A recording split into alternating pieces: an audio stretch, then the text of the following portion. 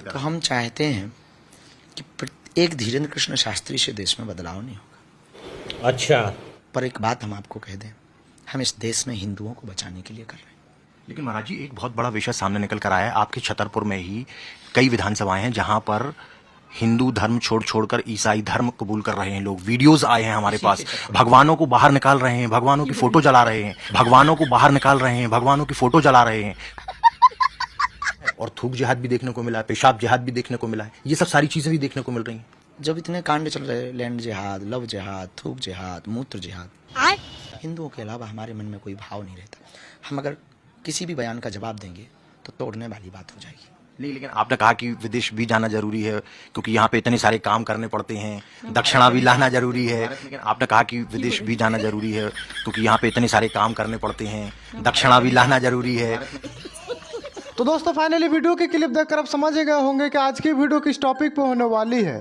हाँ, लेकिन उससे पहले मैं आपको ये बता दूं कि आज की इस वीडियो में आपको इस धीरेन्द्र शास्त्री की कुछ ऐसे सच्चाई से रूबरू कराने वाला हूँ जिन्हें देखकर आप यही कहेंगे, वाह क्या सीन है। और इतना ही नहीं दोस्तों, बल्कि धीरेन्द्र शास्त्री अपने एक कथा के दौरान कितने पैसे कमाते हैं आपको भी पता लगने वाला है। तो बस आप इस वीडियो को शुरू से लेकर एंड तक जरूर देखो और अपना कमेंट में जरूर बताएं। 3 देशों की यात्रा, ऑस्ट्रेलिया, फिजी और न्यूजीलैंड की यात्रा थी, और भगवान की कृपा से वहाँ पर भारतीय परंपरा, भारतीय मूल निवासी, सनातन परंपरा को मानने वाले सब लोगों से मिले। आने वाले दिनों में संस्कृति संतति विदेशों में भारतीय खतरे में। अच्छा, उनके संस्कार घट रहे हैं, धर्मांतरण बढ़ रहा है, हिंदुत्व के प्रति, सनातन के प्रति उन बच्चों में अब वह परंपराएं नहीं बची। कैसा? तो उनके बीच में बार बार जाना अनिवार्य है और उनको सनातन के प्रति और राष्ट्र के प्रति जगाना बहुत अनिवार्य है। फिर मारने का आएगा तू? माता पिता की संपत्ति संतति है, वही संस्कारवान ना हो तो संपत्ति किसी काम की नहीं। कोई इनसे सीखे। तो अद्भुत रहा। आने वाले कालांतर में फिजी में मठ की स्थापना भी हो रही। भगवान बागेश्वर बालाजी जो हजारों सदियों वर्षों तक हनुमान जी की पूजा करते थे, ये हम सबका सौभाग्य है कि अब बालाजी की महिमा भारत में ही नहीं अपितु विदेशों में भी व्याप्त हो रही व्याप्त हो रही है। लेकिन जैसे ही आप भारत आए तो कुछ बयान आए कि आप अंडर टेबल पैसे लेते हो, ये करते हो, वो करते हो। अरे बाप रे, ये तो धोती खोल रहा है। इन तमाम बातों को लेकर आपने भी कुछ चीजें जनता से जब बात की, आपने भक्तों से जब बात की, तो आपने कुछ बातें रखी उनके सामने। कुछ कहना चाहेंगे? हमने ऐसा कुछ भी नहीं कहा। हम नेताओं के बयानों पर कभी हमने आज तक टिप्पणियां ना कोई जवाब दिया। अरे झूठ बोल रहा है, ये झूठ बोल रहा है।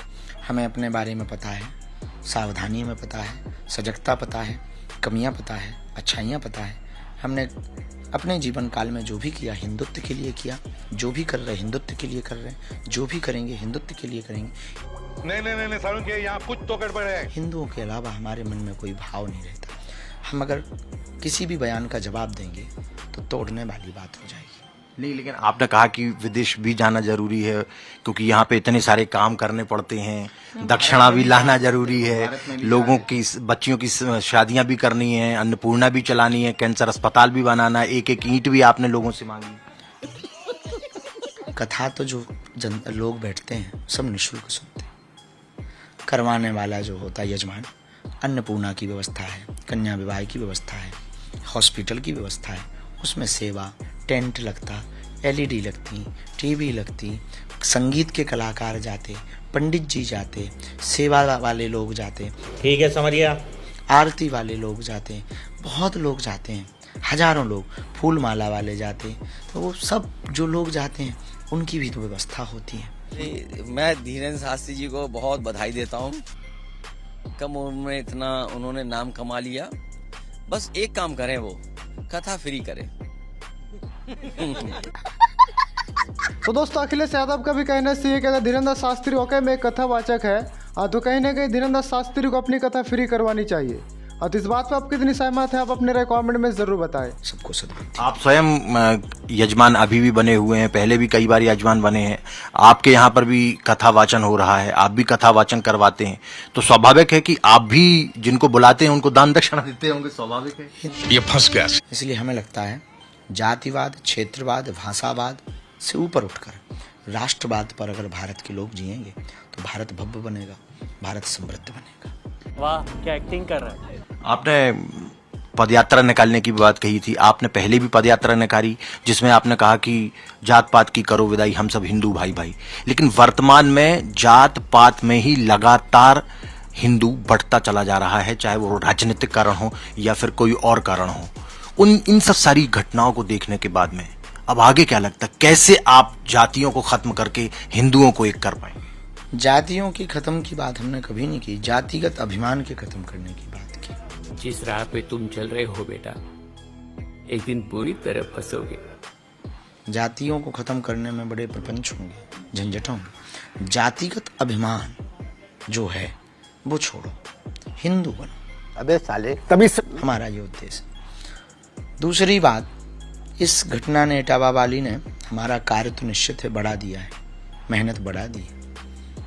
काम तो कठिन ही है, गालियां भी मिलती, तालियां भी मिलती। पर एक बात हम आपको कह दें, हम इस देश में हिंदुओं को बचाने के लिए कर रहे हैं। इसकी मौका भोला इस देश में हिंदुओं के संस्कार के लिए कर रहे हैं, इस देश के हिंदुओं के लिए कर रहे हैं, इस देश में आने वाली पीढ़ियों को बचाने के लिए कर रहे हैं। पदयात्रा से हमारा कोई लाभ नहीं, ना तो हमें नेता बनना है, ना हमें अपना मुख्यमंत्री जिताना है, ना अपनी सरकार वो पार्टी जितानी है। हम सबके हैं और हिंदू हर पार्टी में, और जिस पार्टी में हिंदू है उस पार्टी के हम हैं। देखो दरिंदगी चेहरे से टपकती है, नंबर 1 का कभी नहीं। इसलिए हम जातिवाद मिटाने के, जातिवाद से ऊपर तो उठो। आप कहते हो कि भारत समृद्ध हो, भारत भव्य हो। भारत भव्य तब होगा जब तुम भारतीय हो। लेकिन महाराज जी, एक बहुत बड़ा विषय सामने निकल कर आया है। आपके छतरपुर में ही कई विधानसभाएं हैं जहां पर हिंदू धर्म छोड़कर ईसाई धर्म कबूल कर रहे हैं लोग। वीडियोस आए हैं हमारे पास, भगवानों को बाहर निकाल रहे हैं, भगवानों की फोटो जला रहे हैं, भगवानों को बाहर निकाल रहे हैं, भगवानों की फोटो जला रहे हैं। तो हम चाहते हैं कि एक धीरेन्द्र कृष्ण शास्त्री से देश में बदलाव नहीं होगा। मगर क्यों? किया कि कावड़ यात्रा चल रही है, सब लोग नेम प्लेट लगाएं, लेकिन उसको लेकर विवाद हो गया। कुछ संगठन कहीं गए, किसी व्यक्ति का आधार कार्ड मांगा, वो दे नहीं पाया, उसके कपड़े उतार दिए, उस पर राजनीति तेज हो रही है। आपको क्या लगता है, नेम प्लेट होना चाहिए या नहीं होना चाहिए? दूसरी चीज, क्या ये आतंकवाद है कि नाम रख दिया बालाजी सरकार के नाम से दुकान का और चला कोई और रहा है, और थूक जिहाद भी देखने को मिला है, पेशाब जिहाद भी देखने को मिला है, ये सब सारी चीजें भी देखने को मिल रही हैं। तो जो हम हैं वो बताना बुरा नहीं। पहली बात, छिपाना क्या, फिर अपनों से क्या छिपाना, क्षणिक स्वार्थ के लिए फिर क्या छिपाना। दूसरी बात, जब इतने कांड चल रहे लैंड जिहाद, दूसरी बात, जब इतने कांड चल रहे लैंड जिहाद, तू समझा? इसका मतलब है